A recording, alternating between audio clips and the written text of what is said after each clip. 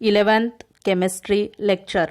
आपला चॅप्टर चालू आहे states of matter, liquids and gaseous state. याच्यामध्ये आपण गॅस लॉ स्टडी केले. त्यानंतर आपण आयडियल गॅस इक्वेशन बघितलं. म्हणजे जे 3 laws, Boyle's law, Charles law आणि ॲव्होगाड्रो लॉ, हे 3 लॉ एकच गॅस जर उभे करत असेल तर त्या गॅसला काय म्हणतात? Ideal gas. त्याचं आपण एक्सप्रेशन बघितलं आयडियल गॅसचं.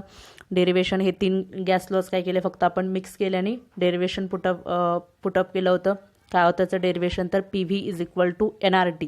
त्याला म्हणतात ideal gas equation. P V is equal to NRT. त्याच्यामध्ये P pressure, V volume, N number of moles, R gas constant आणि टी काय असतं तर टेम्परेचर. हे आपलं लास्ट लेक्चरला झालं होतं. तर आजच्या लेक्चरमध्ये आपण याचा पुढचा पार्ट स्टडी करू. चला तर मग आपण आजचं लेक्चर स्टार्ट करूया. Values of R in different units. ज्यात आपलं गॅस आयडियल गॅस इक्वेशन आहे P V is equal to NRT. त्यामध्ये जी आरची व्हॅल्यू त्याला काय म्हणतात? गॅस कॉन्स्टंट किंवा युनिव्हर्सल गॅस कॉन्स्टंट. प्रत्येक गॅसला एकच असते. आर जो कॉन्स्टंट असतो, गॅस कॉन्स्टंट, तो सेमच असतो. मग त्याची व्हॅल्यू प्रत्येक युनिटमध्ये काय आहे ते आपण बघणार आहे. Values of R in different units. The value of R depends on the units expressed used to express P V and T. आता ही व्हॅल्यू ऑफ आर म्हणजे युनिट याचं कशावर डिपेंड असतं तर जे प्रेशर, व्हॉल्यूम आणि टेम्परेचर याचं जे युनिट आहे त्याच्यावरती आरची व्हॅल्यू काय असते तर डिपेंड असते. Hence we recall STP condition for determining values of R. त्यामुळे याच्यात STP ज्या कंडिशन असतील त्या व्हॅल्यू वापरल्या जातात डिटर्माइन करण्यासाठी आरची व्हॅल्यू. फर्स्ट आहे बघा R in SI unit. SI युनिटमध्ये आरची व्हॅल्यू किती आहे? In joules. The value of R can be calculated by using the SI units of pressure, volume आणि टेम्परेचर. इथं कशाचे आपण युनिट्स यूज करायचे तर SI unit of pressure, volume and temperature. Pressure is measured in SI unit काय असतं प्रेशरचं तर पास्कल. त्यालाच काय म्हणतात तर न्यूटन मीटर स्क्वेअर किंवा newton per metre square.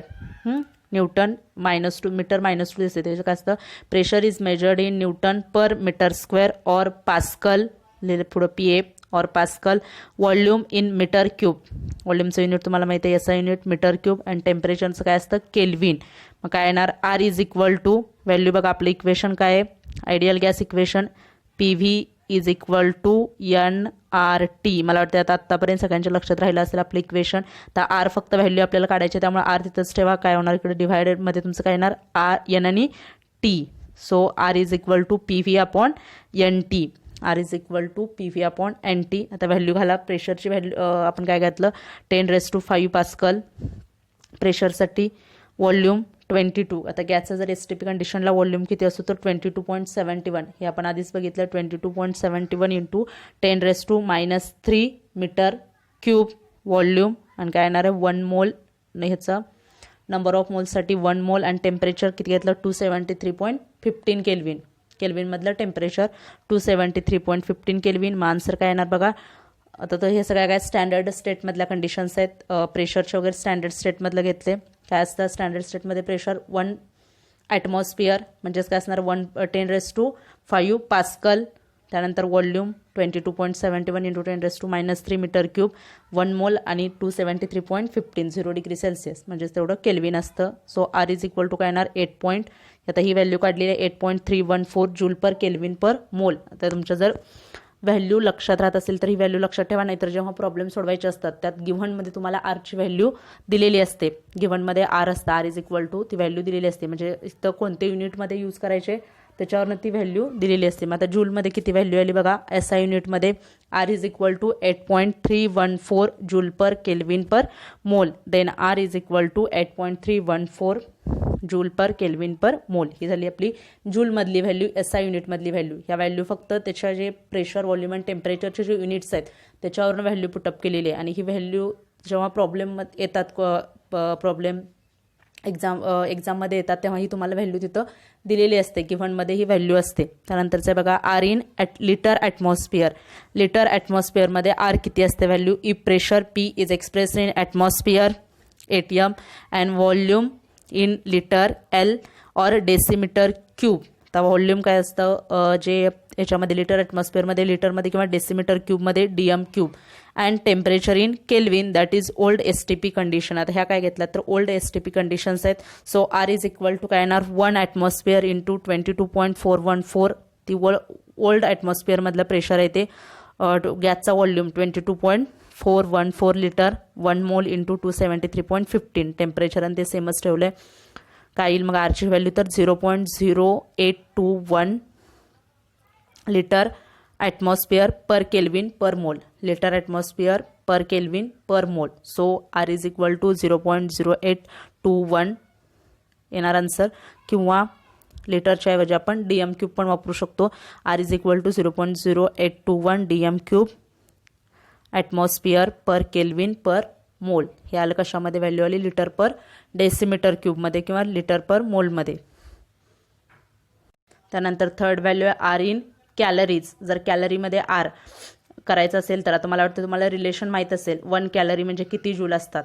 1 calorie is equal to 4.184 joule. 1 calorie म्हणजे 4.184 जूल. 8वीत किंवा 9वीत झालं असेल तुम्हाला रिलेशन. 8 किंवा 9th स्टँडर्डमध्ये किंवा 10th स्टँडर्डमध्ये झालं असेल जे कॅलरीमधलं एक्सप्रेशन आहे ते 1 calorie is equal to 4.184 joules. So त्याला काय करायचं आपल्याला आता कॅलरीमध्ये कन्वर्ट करायचं म्हणजे काय करायचं डिव्हाइड करायचं. ते काय होईल तुमचं कॅलरीमध्ये येईल. आर इज इक्वल टू 8.314 जूलची व्हॅल्यू आहे डिवायडेड बाय 4.184 1.987. हे काय आलं नियर अबाउट 1.987 आहे त्यामुळे नियर अबाउट काय घेतलं 2 घेतलं. 98 व्हॅल्यू आहे त्यामुळे 2 कॅलरी पर केल्विन पर मोल. ह्या काय झाल्या सगळ्या व्हॅल्यू आरच्या व्हॅल्यू आपण बघितल्या. 3 प्रकारे आरच्या व्हॅल्यू घेतल्या जातात. While using ideal gas equation one should use constituent units the most common units as shown in table. आता टेबलमध्ये जेवढे कॉमन युनिट्स आहेत ते आपण बघूया. हे बघा आता हा टेबल तुमच्या बुकमध्ये पण आहे. 10.4 table units of R pressure volume number of moles temperature आणि गॅस कॉन्स्टंट. लास्टला तुम्हाला आरचं युनिट दिले गॅस कॉन्स्टंटचं. मग आता बघा फर्स्ट आहे प्रेशर. प्रेशरचं युनिट काय असतं SI युनिट. पहिले SI मधली टर्म आहे. SIचं युनिट पास्कल. व्हॉल्यूमचं मीटर क्यूब. नंबर ऑफ मोलचं मोल असणार. केल्विन टेम्परेचरचं केल्विन. तेव्हा तिथे व्हॅल्यू काय ते आपण काढून बघितली. आरची व्हॅल्यू SI युनिट असतील तर 8.314 जूल पर केल्विन पर मोल. त्यानंतर ॲटमॉस्फिअरमध्ये असेल प्रेशर तर व्हॉल्यूम काय असतो तिथं DM क्यूब असतो किंवा लिटरमध्ये असतो. DM क्यूब किंवा लिटर दोन्ही पण तुम्ही तिथं वापरू शकता. त्यानंतर नंबर ऑफ मोल्स काय येणार मोल टेम्परेचर केल्विन. तिथं युनिट काय तर आरची value 0.0821 atmosphere DM cube per kelvin per mole किंवा DM क्यूबच्या ऐवजी तर लिटर पण येऊ शकतं. त्यानंतरचं आहे लास्ट ॲटमॉस्फिअरमध्ये प्रेशर व्हॉल्यूम कशामध्ये लिटरमध्ये नंबर ऑफ मोल्स मोलमध्ये आणि टेम्परेचर काय केल्विनमध्ये. मग ती व्हॅल्यू दिली बघा लिटरमधली 8.0821 litre DM cube per kelvin per mole. जास्त करून ह्या 3 व्हॅल्यू यूज केल्या जातात. कॅलरीमधली जी व्हॅल्यू आहे ती जास्त यूज केली जात नाही. ह्या 3 व्हॅल्यू काय केल्या जातात यूज केल्या जातात. तुम्हाला कॅलरीमध्ये विचारलं तर काय करायचं फक्त जे जूलमधलं तुमचं आन्सर आहे वरच्या ज्या व्हॅल्यू आहेत SI युनिटमधल्या जूलमधले आन्सर काढायचं आणि जूलचं जे आन्सर आहे त्याला फक्त 4.184 डिव्हाइड करायचं. तुमचं आन्सर काय निघतं कॅलरीमध्ये निघतं. तसं जरी विचारलं कॅलरीमध्ये तुम्हाला तरीही काढता येतं. समजलं का बघा. हे आपलं जे आपण व्हॅल्यूज बघितल्या आरच्या त्या व्हॅल्यूज. नेक्स्ट आहे expression for molar mass. Molar माससाठी काय एक्सप्रेशन आहे बघूया. Ideal gas equation can be used to determine molar mass M of a compound. जे आयडियल गॅस इक्वेशन आहे ते काय डिटरमाइन करायसाठी यूज करतात तर मोलर मास. कंपाऊंडचं मोलर मास डिटरमाइन करण्यासाठी पण त्याचा उपयोग होतो. बघा रिअरेंजिंग द इक्वेशन. कोणतं इक्वेशन आहे आपलं ideal gas equation. PV is equal to NRT. PV is equal to NRT. So N ठेवलं तिथं काय होणार PV अपॉन इकडे आल्यानंतर RT. So N is equal to PV upon RT. But for a known mass of a gas M the number of moles. आता आपल्याला N म्हणजे काय माहिती आहे number of moles. Number of moles म्हणजे काय असतं weight in gram divided by molar mass. So N is equal to M upon M. N is equal to काय असणार आहे M अपॉन M. M म्हणजे स्मॉल m म्हणजे weight in gram किंवा given weight आणि हे काय असतं मोलर मास गॅसचं मोलर मास. सो ह्या N साठी आपण काय व्हॅल्यू पुटअप करूया M upon M small m upon capital M. On substituting this value in equation we get काय येणार व्हॅल्यू बघा M upon M is equal to PV upon RT. फक्त यांच्यात इथं आपण ही व्हॅल्यू पुटअप केली M upon M is equal to PV upon RT. त्यानंतर M फक्त इथं ठेवा. बाकीची व्हॅल्यू इकडे आल्यानंतर काय होणार आहे तुमचं M किंवा हे M इकडे आणा ह्या व्हॅल्यू इकडे आणल्यानंतर काय होईल M हे इकडे आल्या जे डिव्हाइडमध्ये ते काय होईल आपलं जे डिव्हाइडमध्ये ते वरती जे डिनॉमिनेटरमध्ये ते न्यूमरेटरमध्ये जाईल, न्यूमरेटरचं डिनॉमिनेटरमध्ये. मग आर टी काय होईल, वरती येईल एम आर टी अपॉन जो पी व्ही आहे ते तुमचं काय येईल खाली ह्याच्यामध्ये येईल, डिनॉमिनेटरमध्ये येईल. मग येणार काय व्हॅल्यू येईल, M is equal to M R T upon P V. समजा तुम्हाला ह्याच्यावरून आपण काय काढू शकतो, मोलर मास. या व्हॅल्यूवरनं पण आयडियल गॅस इक्वेशनवरून पण हे काय येतं आपल्याला मोलर मास कॅल्क्युलेट करता येतं. नेक्स्ट आहे कंबाइंड गॅस लॉ. तर कंबाइंड गॅस लॉ काय, the ideal gas equation is written as P V is equal to N R T. हे ideal gas on rearranging equation we get, rearrange काय केलं बघा, फक्त जे टेम्परेचर आहे ते या साईडला आणलं, काय होणार P V upon T is equal to N R. तर एन पण काय आहे, number of moles, fixed mass, आणि आर गॅस कॉन्स्टंट, हे इज इक्वल टू काय येणार कॉन्स्टंट. सो काय केलं बघा, पी वन व्ही वन काय रिलेशन मांडलं, हे दोन्ही कॉन्स्टंट असणार आहेत. त्यामुळे जर आपण व्हॉल्यूम वेगळा केला, प्रेशर वगैरे वेगळं केलं किंवा टेम्परेचर जरी घेतलं तर त्याचं इक्वल टू कॉन्स्टंटच येणार आहे. So P one V one is equal to P one V one upon T one is equal to P two V two upon T two. समजलं का हे कसं केलं, कारण एन आणि आर काय कॉन्स्टंट आहेत. So P one V one upon T one is equal to पण काय येणार आपलं एन आर येईल, आणि ते कॉन्स्टंटच आहे, किंवा P two V two upon T two. हे बघा P two V two upon T two is equal to पण काय येणार आहे एन आरच येईल. मग हे दोन्ही इक्वल येतात, त्यामुळे हे पण दोन्ही काय दाखवतात, इक्वल दाखवतात. So P one V one upon T one is equal to P two V two upon T two. Ideal gas used in this form is called combined gas law. आता ideal gas ह्या इक्वेशनला काय म्हणतात, ideal गॅसच्या ह्या इक्वेशनला ह्या फॉर्ममधल्या combined gas lodge, त्याला म्हणतात combined gas law. We have to assume a gas under two different states of condition where pressure, volume and temperature are written for one set as. आता ह्याच्यामध्ये दोन सेट्स आहेत, एक P1चा आणि एक 1चा आणि दुसरा सेकंड, असे दोन सेट्स आहेत. So state as P1 V1 and T1 and other set किंवा अदर स्टेट P2 V2 आणि T2. फर्स्ट स्टेट कोणते, P1 V1 आणि T1, आणि नेक्स्ट स्टेट P2 V2 आणि T2 रिस्पेक्टिवली. समजला का बघा कंबाईंड गॅस लॉ काय केलं, फक्त आपण आयडियल गॅस लॉ कंबाईन करून लिहिला आहे. काय असतं, P one V one upon T one is equal to P two V two upon T two. त्याच्या फॉर्म्युल्यावर तुम्हाला प्रॉब्लेम्स असतात, बघूया आपण त्याच्यावरचे problems. A sample of N2 gas was fixed in a flexible 9 liter container at 300 Kelvin at a pressure of 1.5 atmosphere. The gas was compressed to a volume of 3 liter and heat was added until the temperature reached 600 Kelvin. What is the new pressure inside the container? कंटेनरच्या आतमध्ये pressure किती आहे ते calculate करायचं. तर given data बघा काय काय आपल्याला दिले. फ्लेक्झिबल 9 liter म्हणजे हे काय झालं, फर्स्ट काय असणार आहे तुमचा V1 असेल, त्याच्यानंतर 300 Kelvin काय असेल T1 असेल, आणि P1 काय असणार आहे 1.5. हे लिहिलं आपण V1 9, P1 1.5, त्याच्यानंतर T1 300. त्याच्यानंतर आता दुसऱ्या स्टेटसाठी दुसऱ्या स्टेटमध्ये गॅस काय केला, कॉम्प्रेस केला आहे, त्यामुळे वॉल्यूम काय झालं, कमी झाला. वॉल्यूम काय सांगितलं 3 liter. V2 काय येणार आहे 3. त्याच्यानंतर हीट म्हणजे टेम्परेचर T2 600. मग आपल्याला प्रेशर काय करायचं आहे इथं कॅल्क्युलेट करायचं आहे. बघा गिव्हन डाटा लिहून घ्यायचा अगोदर. गिव्हन डाटा लिहिला, V1 is equal to 9 liter, V2 3 liter, P1 1.5, T2 600, T1 300, आणि P2 किती आहे ते आपल्याला कॅल्क्युलेट करायचं. According to combined gas law equation, काय combined gas law equation, P1 V1 upon T1 is equal to P2 V2 upon T2. Value put up करा, answer काढा. काय येणार 1.5 into 9 upon 300 is equal to P2 into 3 upon 600. So P2 is equal to 9 atmosphere. इतके easy problems असतात त्याच्यावर. आता अजून एक हा प्रॉब्लेम आहे बघा. Find the temperature in 0 degree Celsius. काय सांगितलं, टेम्परेचर 0 degree Celsiusला सांगितलंय. At which volume and pressure of 1 mole of nitrogen gas becomes 10 dm³ and 4.6 atmosphere respectively. Volume काय सांगितलंय 10 dm³, प्रेशर 2.46. व्हॉल्यूम किती 10 dm³, प्रेशर 2.46, आणि टेम्परेचर आपल्याला फाइंड आउट करायचं आहे. आता बघा प्रेशर गिव्हन लिहून घ्या अगोदर. काय असणार, pressure is equal to 2.46 atmosphere, volume 10 dm³, N 1 mole दिलं त्यांनी, 1 mole ऑफ, हे बघा तिथं आहे 1 mole ऑफ नायट्रोजन म्हटलं आहे, त्यामुळे N काय असणार आहे 1 mole, R दिलं आहे द गॅस कॉन्स्टंट त्यांनी दिलं आहे 8 पॉईंट द DM³ मधल्या व्हॅल्यू 8 पॉईंटमधली आरची व्हॅल्यू घेतली 0.0821 DM³ per atmosphere DM³ atmosphere per kelvin per mole आणि व्हॉट इज द टेम्परेचर. आता आयडियल गॅस इक्वेशन पुटअप करा. PV is equal to NRT value त्याच्यात आता T टेम्परेचरचे काढायचे. मग काय येणार PV upon NR value put up करा ज्या आहेत त्या Pची व्हॅल्यू, Vची व्हॅल्यू, Nची व्हॅल्यू आणि Rची व्हॅल्यू ज्या दिल्यात त्या सगळ्या व्हॅल्यू 2.46 इंटू 10 1 इंटू 0.00821 त्याच्यावरून काय येईल टेम्परेचर येईल.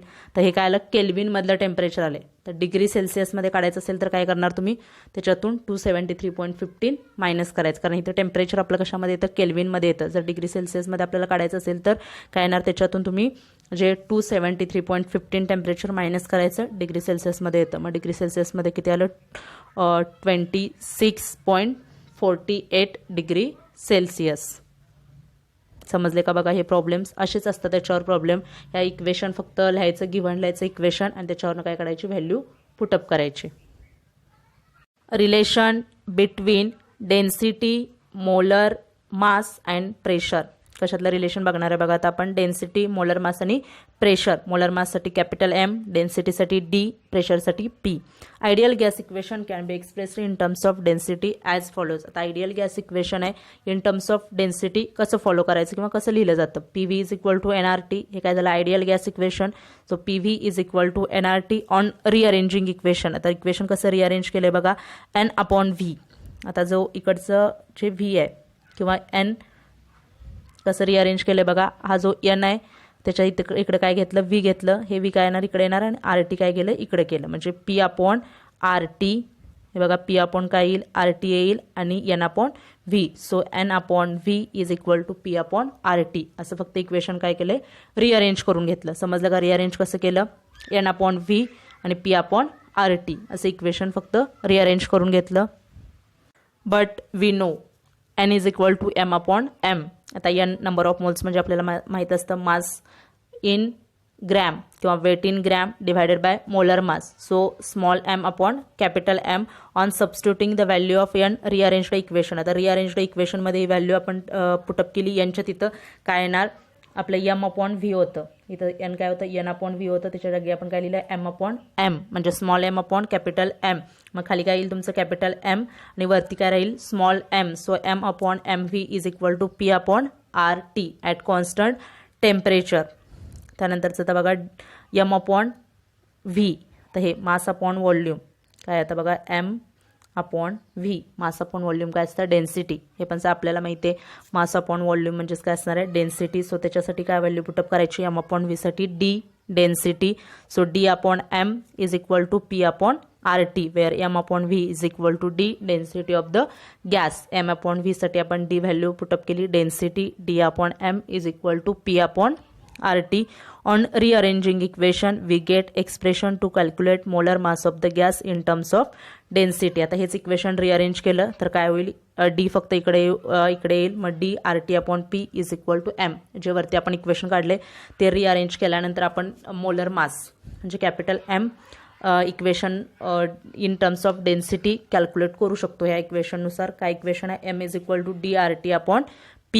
याच्यानुसार आपल्याला मोलर मास पण काय येतं कॅल्क्युलेट करता येतं. From equation Boyle's law can be stated in terms of density as. आता जो हे इक्वेशन आहे बघा हे काय बॉयल्स लॉचं एक इक्वेशन आहे इन टर्म्स ऑफ डेन्सिटी. ह्याच्या अगोदर पण आपण हे बघितलं इक्वेशन काय तर ते इन टर्म्स ऑफ डेन्सिटी काय तो law at constant temperature pressure of a given mass of a gas is directly proportional to density. कारण R आणि टेम्परेचर तिथं कॉन्स्टंट आहेत त्यामुळे pressure of a given mass of a gas directly proportional to its density. Directly proportional कशाला असतं डेन्सिटीला असतं. हे equation काय दाखवतं तर बॉयल्स लॉ. समजलं का बघा इथंपर्यंत. हे डेरिवेशन फक्त काय केलं आपण डेन्सिटीचा फॉर्म्युला आणि नंबर ऑफ मोल्स यांचा फॉर्म्युला पुटअप करून आयडियल गॅस इक्वेशनमध्ये हे आपण डेरिवेशन काढलं होतं. आणि ह्या फॉर्म्युले साधे साधे हे फॉर्म्युले ह्याच्यावर पण तुम्हाला प्रॉब्लेम्स विचारतात. जास्त करून CET वगैरे एक्झाम्स असतात त्याच्यामध्ये तिथं हे प्रॉब्लेम कुठं कोणता प्रॉब्लेम फॉर्म्युला अप्लाय करायचा आहे हे आपल्याला तिथं कळलं पाहिजे. कारण कसं होतं एका दुसरी तुम्हाला व्हॅल्यू दिली असते त्याच्यावर थर्ड काढायला सांगतात. त्यामुळे तिथं पटकन तुम्हाला फॉर्म्युला आठवला ना तिथे तुम्हाला ती व्हॅल्यू तिथं काय ते काढता येते. त्यामुळे हे प्रत्येक in terms of density molar मास वगैरे हे जे फॉर्म्युले आहेत ते काय केलेत, पुटअप केलेत. आता आजचं लेक्चर आपण इथंच स्टॉप करतोय. नेक्स्ट लेक्चरला याचा पुढचा पार्ट स्टडी करू. थँक्यू.